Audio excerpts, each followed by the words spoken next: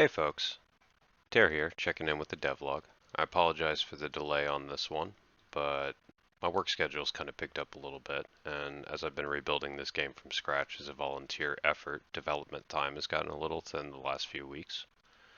That said, our combat system is progressing well. We've completed basic statistics, attack formulas, damage formulas, and almost all of the weapon behaviors. I finished most everything a little under a month ago, and I've been slowly doing incremental polishing, testing, UI design, etc. Players of the classic game might notice that I'm standing in an unfamiliar area. I needed something to help me test the combat system, so I built a little firing range for myself on a new map zone. The firing range has a simulated group of agents inside, which higher-ups in the agencies, want to remind you, are very expensive, highly specialized equipment, and they're not just bags of flour with some spare hats on them. So let's review what we've accomplished this month. Classic click-to-attack combat is currently implemented.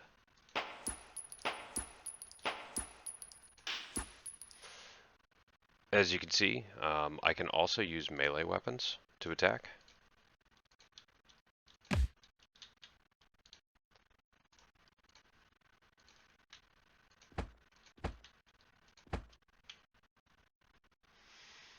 And our ranged weapons are working pretty well. We actually have a very small variety of ranged weapons implemented at this time. The system is flexible. It allows for new interactions and new code to be added to the weapons on the fly pretty easily.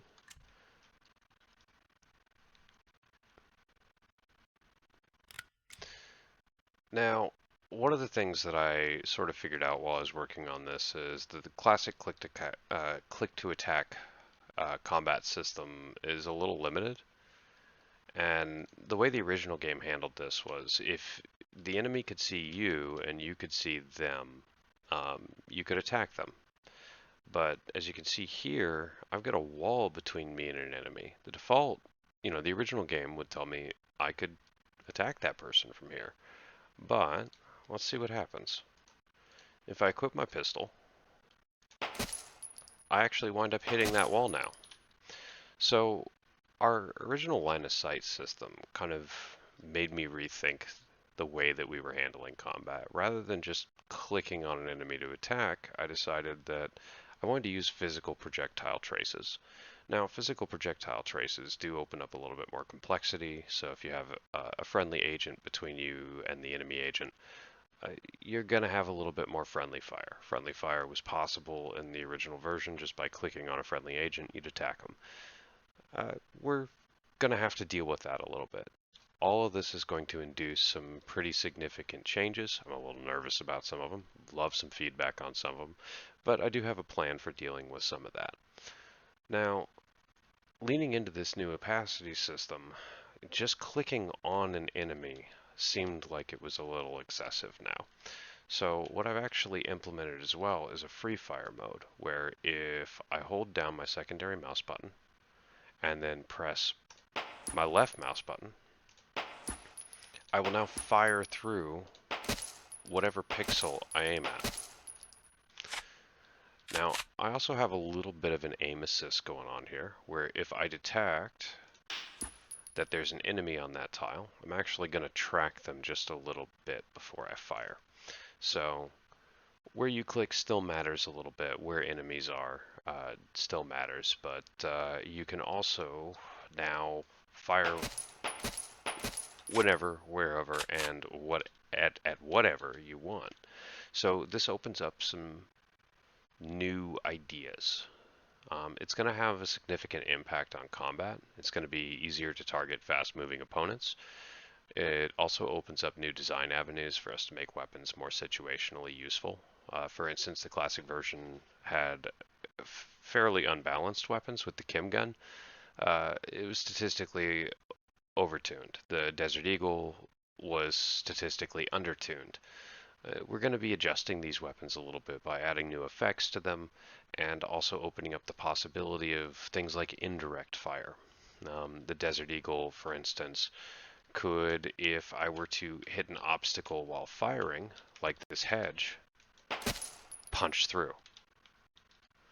So the Desert Eagle could be expanded by new interactions, the same way that the Chem Gun could be expanded. With this free fire mode, I can actually say target here, and let's say the Chem Gun leaves a little cloud, and that cloud can do indirect damage over time to any players that walk through it.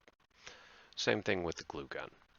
If you shoot a glue gun and you don't hit anybody, you can actually leave behind a little puddle of glue that players can walk into and get stuck on. So indirect fire is going to make weapons more interesting, and it's going to open up new strategies for agents. The added weapon complexity, I think, is also going to encourage players to work together with a variety of loadouts, and it's going to create a lot of entirely new combat encounters. And it's also going to open up avenues for espionage as a whole. Our sound system is also been fairly well fleshed out. We actually have a 3D sound system now, so sounds will actually sound like they're coming from above and to the left of you if they're up here, or above and to the right of you if they're coming from up here, or so on and so forth. You get the picture. But our 3D sound system also features a dynamic fall-off range for sounds and a muffling system. So this muffling system, if I were to fire a gun and the gunshot sound passing between you, the hearer, and me, the emitter, were to pass through a wall, that sound is actually going to get dampened based upon that wall's dampening factor. Now, what this means is once that sound finally reaches you, the amount of dampening is going to determine how much quieter that sound gets. And, I might even add some down pitching to it to kind of muffle the sounds a little bit. Then there's also the idea of sound minimum and maximum fall off ranges. So sounds will get quieter the further away from you they are. They'll get louder the closer they are to you. Sound is going to be much more expansive than in the prior version.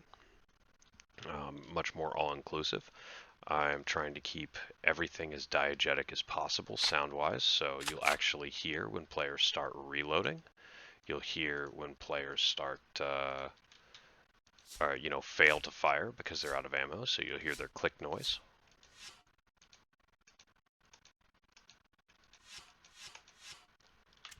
Now, the other thing is, weapons are all going to have their own unique sounds for the most part.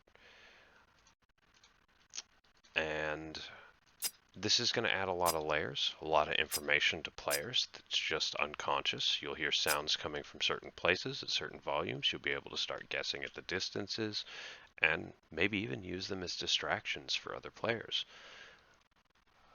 Now, we've spent a lot of time on visual polish during this arc. That's been really what's been consuming my time in development these days, is developing new visuals, animations, etc. to help sell the action beyond just having a combat log that tells you what's happening to you. As you can see, we have these damage text numbers.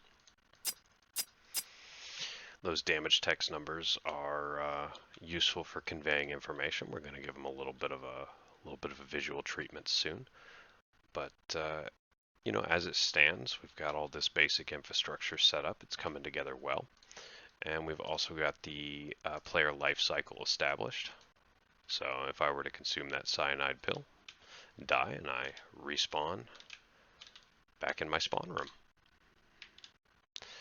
Anyway, that's really all I have for y'all on new updates. We're chugging along on combat, and we're getting ready to close the book on it pretty soon. I have a few more weapons to polish up, the chem gun, the glue gun, and some tweaks for some of the more advanced pistols like the silence pistol. I've also got some more visual effects work to do with dodging, that sort of thing. And I'm getting ready to move on to stealth, traps, shops, and progression. So I'm hoping to have this game in a playable state by the fall. And I look forward to seeing all of you around the shooting range and putting some bullets down range with you.